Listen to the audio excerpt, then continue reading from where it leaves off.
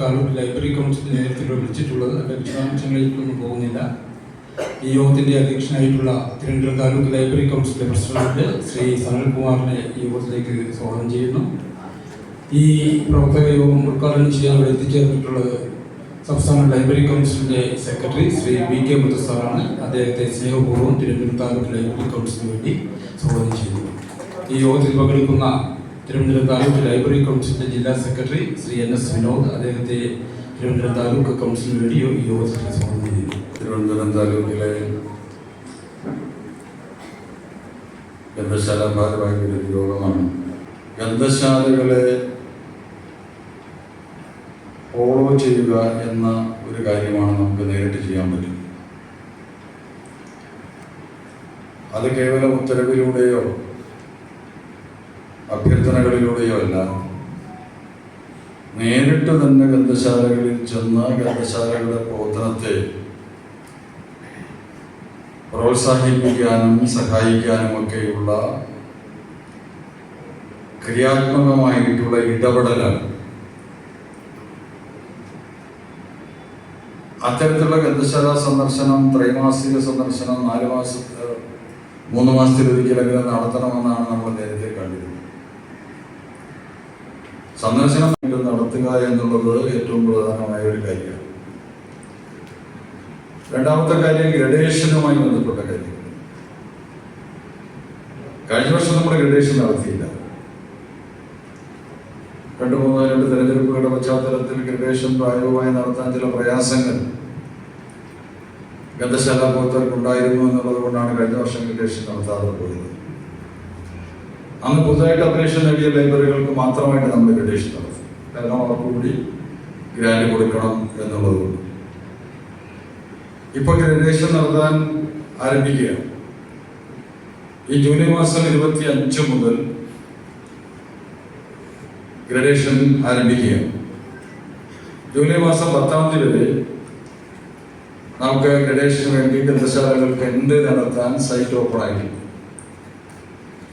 10-ാം തീയതി വരെയാണ് നമ്മൾ സമയം. അപ്പൊ ധാരാളം സമയമുണ്ട്. അക്കാര്യത്തിൽ ശ്രദ്ധിച്ച് ചെയ്യേണ്ട കാര്യങ്ങളുണ്ട് ഗ്രന്ഥശാല. മുൻകാലങ്ങളിലെ പോലെ ഗ്രഡേഷൻ എന്ന് പറയുന്ന ഗ്രഡേഷൻ ടീം എന്ന് പരിശോധിച്ച് അതിന്റെ അടിസ്ഥാനത്തിൽ മാർക്ക് നിശ്ചയിച്ച് അതിന്റെ അടിസ്ഥാനത്തിൽ ഗ്രേഡ് നിശ്ചയിക്കുന്ന ഒരു സംവിധാനമല്ല ഇപ്പോൾ ഉള്ളത്. എല്ലാം ഓൺലൈനിലാണ് നടക്കുന്നത്. അതുകൊണ്ട് തന്നെ നമ്മുടെ ഗ്രഡേഷൻ ഫോർമാറ്റ് സൈറ്റിൽ നമ്മൾ ഓപ്പൺ ആക്കിയിട്ടുണ്ട്. നമ്മൾ നിശ്ചയിച്ചിരിക്കുന്ന ഗ്രഡേഷൻ മാനദണ്ഡങ്ങളുടെ അടിസ്ഥാനത്തിൽ, മാർക്കുകളുടെ അടിസ്ഥാനത്തിൽ ഓരോ കാര്യത്തിനും എത്ര മാർക്കാണ് എന്നുള്ളത് നമുക്ക് മനസ്സിലാക്കാൻ യാതൊരു വിഷമമില്ല. അപ്പൊ ആ ഗ്രഡേഷൻ ഫോർമാറ്റിൽ ഏതേതൊക്കെ കാര്യമാണ് നമ്മുടെ ലൈബ്രറി ചെയ്തത് എന്നുള്ള എൻട്രിയാണ് നമ്മൾ നടത്തേണ്ടത്. മാറ്റങ്ങൾ പുതുതായിട്ട് വരുത്തുന്നുണ്ട്. ഇപ്പോ നിലവിലുള്ള ഈ ഗ്രഡേഷനിൽ 30 മാർക്ക്, 20 മാർക്ക് കിട്ടിയാൽ ഗ്രേഡ് കിട്ടി. അപ്പോ 15,000 പുസ്തകം ഉണ്ടെങ്കിൽ ലൈബ്രറിക്ക് ഒന്നും ചെയ്തില്ലെങ്കിലും ഗ്രേഡ് ഉണ്ട്, ഗ്രാൻഡിന് അർഹതയുണ്ട്. ഈ 15,000 പുസ്തക സ്റ്റോക്ക് അത് അവസാനം കൺക്ലൂഡ് ചെയ്ത് കോപ്പി എടുത്ത് നോക്കുമ്പോൾ നിങ്ങൾക്കറിയാം ഇത്ര മാർക്കാണ് നമുക്കുള്ളത്. അപ്പൊ ഇത്ര മാർക്കാണെങ്കിൽ ഏത് ഗ്രേഡിലാണ് നമ്മൾ വരിക എന്ന് നിങ്ങൾക്ക് തന്നെ മനസ്സിലാക്കാതെ ഗ്രഡേഷൻ കമ്മിറ്റി പിന്നെ അതിൽ വന്ന് പരിശോധിച്ച്, അതിൽ ഗ്രഡേഷൻ കമ്മിറ്റിയുടെ ഒരു ചുമതല ഗ്രഡേഷൻ കമ്മിറ്റി വന്ന് പരിശോധിച്ച് എൻട്രി തിരിക്കുന്ന കാര്യങ്ങൾ രേഖകളുമായിട്ട് ഒത്തു നോക്കിയത് ശരിയാണോ എന്ന് മാത്രമേ നോക്കുന്നുള്ളൂ. നിങ്ങളിപ്പോ 25 ഗ്രന്ഥാലോകം ചേർത്തു എന്ന് നിങ്ങൾ പറയുന്നു. 25 ഗ്രന്ഥാലോകം ചേർത്താൽ 2 മാർക്കോ 3 മാർക്കോ ആണെങ്കിൽ ആ 25 ചേർത്തിട്ടുണ്ടോ, അതിന്റെ വിതരണക്കാരുണ്ടോ, അതിന്റെ രസീതുണ്ടോ എന്നേ അവർ നോക്കുന്നുള്ളൂ. 10 പരിപാടി നടത്തിയെങ്കിൽ ആ പരിപാടി നടന്നിട്ടുണ്ടോ എന്നാണ് അവർ പരിശോധിക്കുന്നത്. അപ്പൊ ഗ്രേഡ് കൂട്ടാനും കുറയ്ക്കാനും ഒന്നും ഗ്രഡേഷൻ കമ്മിറ്റിക്ക് പറ്റില്ല. അവർക്ക് ആകെ ചെയ്യാവുന്നത് ഈ പ്രവർത്തനങ്ങളെല്ലാം പരിശോധിച്ച് വളരെ സക്സസ്ഫുൾ ആയിട്ടാണ് ലൈബ്രറി പ്രവർത്തിച്ചിട്ടുള്ളതെങ്കിൽ പരമാവധി അവർക്ക് 3 മാർക്ക് വരെ കൊടുക്കണം പെർഫോമൻസ്. ഈ ഗ്രഡേഷൻ കമ്മിറ്റി അതിനപ്പുറമൊന്നും അവർക്ക് ചെയ്യാൻ പറ്റില്ല, കുറയ്ക്കാനും പറ്റില്ല, കൂട്ടാനും പറ്റില്ല. 3 മാർക്ക് പെർഫോമൻസിന് കൊടുക്കണം. നന്നായി പ്രവർത്തിക്കുന്നില്ല 3 മാർക്ക് ഗ്രഡേഷൻ കമ്മിറ്റി മാർക്ക്. ഇത്രേ ഉള്ളൂ. ബാക്കിയെല്ലാം നിങ്ങൾ നടത്തുന്ന പ്രവർത്തനം നിങ്ങൾ തന്നെ ഈ സൈറ്റിൽ എൻട്രി ചെയ്ത് നിങ്ങൾ തന്നെ ഗ്രേഡ് ചെയ്യുക. ഇത് 3 കൊല്ലമായിട്ട് 4 കൊല്ലമായിട്ട് നമ്മളിപ്പോൾ അങ്ങനെയാണ് ചെയ്തുകൊണ്ടിരിക്കുന്നത്. കഴിഞ്ഞ 2 കൊല്ലം മുമ്പൊക്കെ ഇതിലെ പരാതികൾ വന്നു. A+ ആയിരുന്ന ലൈബ്രറി A ആയി പോയി, അത് മനഃപൂർവ്വമാണ്. A ആയിരുന്നത് B-ലേക്ക് C-ലേക്ക് വന്നു. എന്താ സംഭവിച്ചത്? A ഗ്രേഡിലുള്ള ലൈബ്രറി, ആ ലൈബ്രറി മിനിമം എന്തൊക്കെ കാര്യങ്ങൾ ചെയ്തിരിക്കണം, എത്ര മാർക്ക് കവർ ചെയ്യണം എന്നുള്ളതിനെ സംബന്ധിച്ചൊരു വ്യവസ്ഥയുണ്ടല്ലോ. അതനുസരിച്ചുള്ള പ്രവർത്തനങ്ങൾ നിങ്ങൾ എൻട്രി ചെയ്യാതെ വന്നാൽ സ്വാഭാവികമായിട്ട് നിങ്ങൾക്ക് മാർക്ക് കുറയില്ലേ? അപ്പൊ നിങ്ങൾ നമ്മുടെ ഗ്രന്ഥശാല പ്രവർത്തനത്തിൽ കാലോചിതമായ മാറ്റങ്ങൾ വരണമെന്ന് നമ്മൾ ആഗ്രഹിക്കാൻ തുടങ്ങിയിട്ട് കുറെ കാലം. അതിനുള്ള കുറെ പരിശ്രമങ്ങൾ നമ്മൾ കഴിഞ്ഞ കൗൺസിലിന്റെ കാലത്ത് നടത്തി. അതിലൊരു പരിധി വരെ നമുക്ക് വിജയിക്കാൻ സാധിച്ചു. നമ്മുടെ തുറക്കാത്ത ഗ്രന്ഥശാലകൾ, പ്രവർത്തിക്കാത്ത ഗ്രന്ഥശാലകൾ, ആ ഗ്രന്ഥശാലകളൊക്കെ ഒന്ന് ചലിപ്പിക്കാനും പ്രവർത്തിപ്പിക്കാനും മൊത്തത്തിൽ നമ്മുടെ ഗ്രന്ഥശാല പ്രവർത്തനത്തെ ഒന്ന് ഊർജിതപ്പെടുത്താനും ഒക്കെയുള്ള പരിശ്രമമാണ് കഴിഞ്ഞ 5 കൊല്ലക്കാലം വിവിധ പദ്ധതികളിലൂടെ കൗൺസിൽ നടത്തുന്നത്.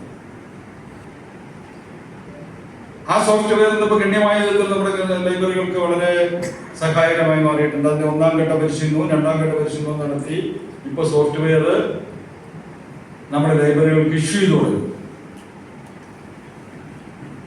1ാം ഘട്ടത്തിൽ ആ സോഫ്റ്റ്വെയറിലേക്കുള്ള പുസ്തക എൻട്രി നമ്മൾ വലിയ തോതിൽ പ്ലാൻ ചെയ്തു. ലൈബ്രറിയന്മാർക്കും ലൈബ്രറി സെക്രട്ടറിമാർക്കും പരിശീലനം കൊടുത്തുവെങ്കിലും നമ്മൾ ഉദ്ദേശിച്ചതുകൊണ്ട് 15% താഴെ മാത്രമേ ആദ്യഘട്ടത്തിൽ എൻട്രി നടന്നു. പക്ഷെ 2ാം ഘട്ട പരിശീലനവും അതിന്റെ തുറന്നുള്ള പ്രവർത്തനങ്ങളും കൂടി ആയപ്പോൾ അതിൽ വലിയ പുരോഗതി ഉണ്ടായിട്ടുണ്ട്. പുസ്തകത്തിന്റെ എൻട്രിയുടെ കാര്യം, പുസ്തകത്തിന്റെ എൻട്രി നടത്താൻ ഇപ്പോഴും വേണ്ടത്ര പരിചയമില്ലാത്ത ലൈബ്രറിയന്മാരോ ലൈബ്രറി സെക്രട്ടറിമാരോ ഒക്കെ ഉണ്ടാവാം. അത്തരം ലൈബ്രറികൾക്ക് അതിനുവേണ്ടി സ്വീകരിക്കാവുന്ന ഒരു എളുപ്പ വഴി എന്ന് പറയുന്നത് ആ ലൈബ്രറിയിൽ തന്നെ 4-5 കുട്ടികളെ വിളിച്ചിരുത്തി അവർക്ക് പറഞ്ഞു കൊടുത്താൽ അവർ ചെയ്യും. കേരളത്തിൽ 100 കണക്കിന് ലൈബ്രറികൾ ചെയ്ത് അങ്ങനെയാണ്. ഒരാഴ്ച കുട്ടികൾ ഇരുന്ന് നന്നായിട്ട് ചെയ്യും. അത് ഫോണിൽ ചെയ്യാം, ലാപ്ടോപ്പിൽ ചെയ്യാം, കമ്പ്യൂട്ടറിൽ ചെയ്യാം. ഒരാഴ്ചയോ 2 ആഴ്ചയോ കുട്ടികൾ ഇരുന്നിട്ട് ഇത് ചെയ്യാൻ അറിയാവുന്ന കുട്ടികൾ, ലൈബ്രറിയുമായിട്ട് ബന്ധപ്പെട്ട കുട്ടികൾ ഇരുന്ന് നന്നായി ചെയ്ത ലൈബ്രറികളുണ്ട്. അപ്പൊ ഇത് ചെയ്യണമെന്ന് നമ്മൾ തീരുമാനിച്ചാൽ ലൈബ്രറിയിൽ ചെയ്യട്ടെ അല്ലെങ്കിൽ ലൈബ്രറി സെക്രട്ടറി ചെയ്യട്ടെ എന്ന് കാത്തിരിക്കേണ്ട കാര്യമില്ല. അതിനുള്ള സംവിധാനം നമുക്ക് ലൈബ്രറിക്ക് അകത്തുണ്ടാകും. മറ്റ് ആക്ടിവിറ്റീസ്, ലൈബ്രറികളുടെ ഗ്രന്ഥശാലകളുടെ മറ്റ് ആക്ടിവിറ്റീസിൽ കൂടി ഈ സോഫ്റ്റ്വെയർ ഉൾപ്പെടുത്തി. നമ്മുടെ ഗ്രഡേഷൻ സോഫ്റ്റ്വെയറിലാണ്, ഗ്രന്ഥാലയ സോഫ്റ്റ്വെയറിലാണ്, അങ്ങനെ പലതും നമ്മൾ സോഫ്റ്റ്വെയറിലേക്ക് കൊണ്ടുപോകുന്നു. അപ്പോ സോഫ്റ്റ്വെയറും ആധുനികവൽക്കരണവും എല്ലാം നമ്മുടെ ഗ്രന്ഥശാല പ്രവർത്തനത്തിൽ പ്രധാനപ്പെട്ട ഒരു ഘടകമായി ഈ കാലത്ത് മാറിയിട്ടുണ്ട്. അങ്ങനെ ഗ്രന്ഥശാല പ്രവർത്തനങ്ങൾക്ക് നൂതനമായ ആശയങ്ങളും പദ്ധതികളുമായിട്ട് നമ്മൾ പോകുന്നുണ്ട്. അത് കൂടുതൽ കാലോചിതമാക്കുന്നതിന് വേണ്ടി ആണിപ്പോ സംസ്ഥാന ലൈബ്രറി കൗൺസിൽ ശ്രമിച്ചുകൊണ്ടിരിക്കുന്നത്. അതിനുവേണ്ടി 2 നേതൃത്വ ശില്പശാല മേഖലാടിസ്ഥാനത്തിൽ ഇപ്പോ കൗൺസിൽ നടത്തുകയുണ്ടായി. തെക്കൻ മേഖല ശില്പശാല പൊന്മുടിയിലും വടക്കൻ മേഖല ശില്പശാല കൽപ്പറ്റയിൽ വയനാട്ടിലും വെച്ച് നടത്തുകയുണ്ടായി. അവിടെ നമ്മൾ മറ്റു പ്രഭാഷണങ്ങളും സെമിനാറുകളും സംവാദങ്ങളും എല്ലാം സംഘടിപ്പിച്ചു.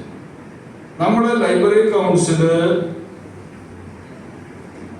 ഇപ്പൊ നടപ്പിലാക്കിക്കൊണ്ടിരിക്കുന്ന പദ്ധതി, ആ പദ്ധതികളിൽ എന്തൊക്കെ മാറ്റം, ആ പദ്ധതികൾ ഈ പുതിയ കാലത്ത് എങ്ങനെയാണ് മാറ്റി തീരുമാനിച്ചാൽ ഓരോ പദ്ധതിയിലും മാറ്റമുണ്ട്.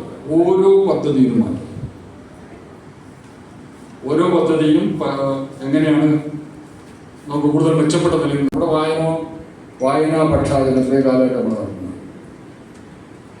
ജൂൺ 19 മുതൽ ജൂലൈ 7 വരെ വായനാ പക്ഷാചരണം എന്ന് പറഞ്ഞിട്ടാണ് നമ്മൾ നടത്തിക്കൊണ്ടിരിക്കുന്നത്.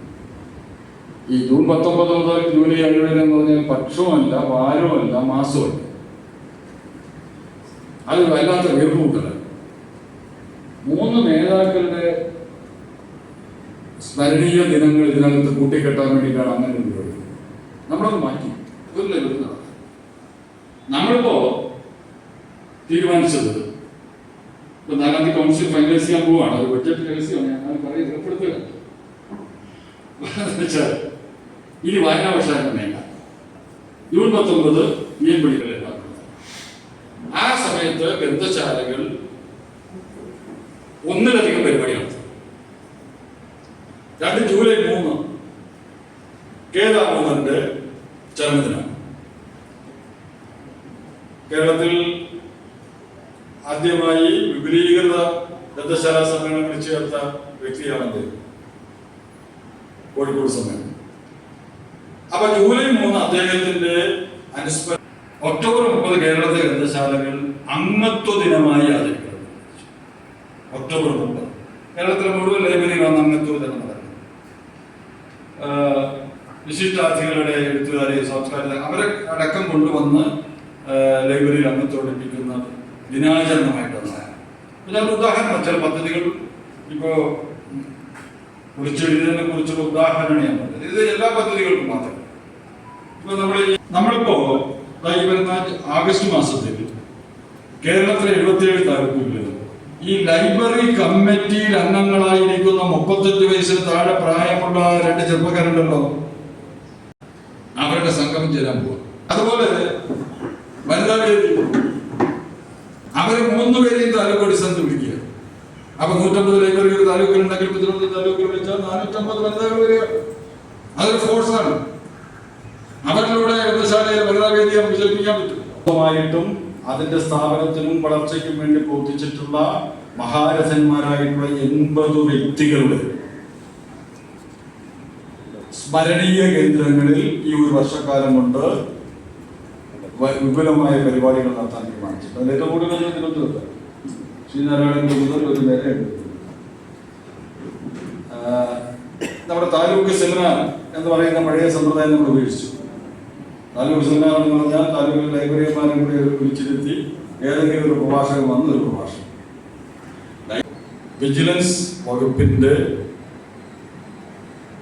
ഒരു സി ഉൾപ്പെടെയുള്ള 5 പോലീസുകാർ കുട്ടനാട് താലൂക്കിലെ താലൂക്ക് ഓഫീസിലും അവിടുത്തെ 5 ലൈബ്രറികളിലും നേരിട്ട് പോയി പരിശോധന.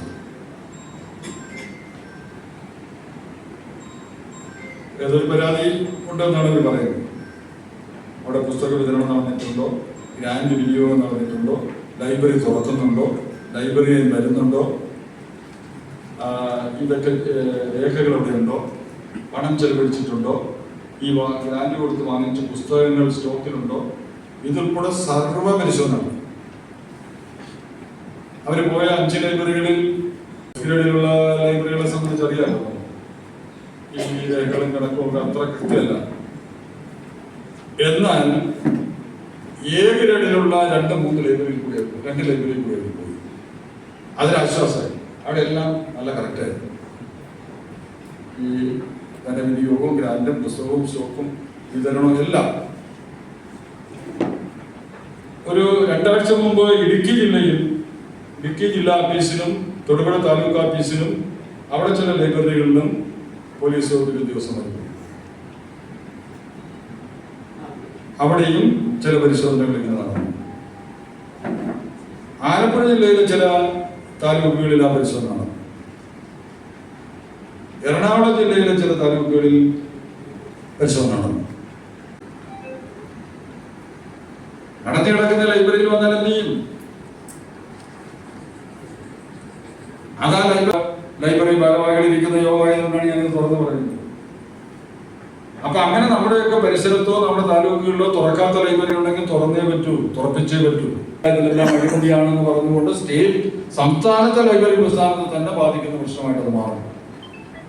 അതുകൊണ്ട് ലൈബ്രറി തുറക്കുന്നതിലും പ്രവർത്തിക്കുന്നതിലും ഈ ഗ്രാൻഡുകളൊക്കെ വിനിയോഗിക്കുന്നതിലും റെക്കോർഡുകൾ ശരിയാക്കുന്നതിനുമെല്ലാം ഈ സമ്മേളനം പങ്കെടുത്തിരിക്കുന്ന എല്ലാവർക്കും ഭാവങ്ങൾ നേർന്നുകൊണ്ട് ഞാൻ നിർത്തുന്നു.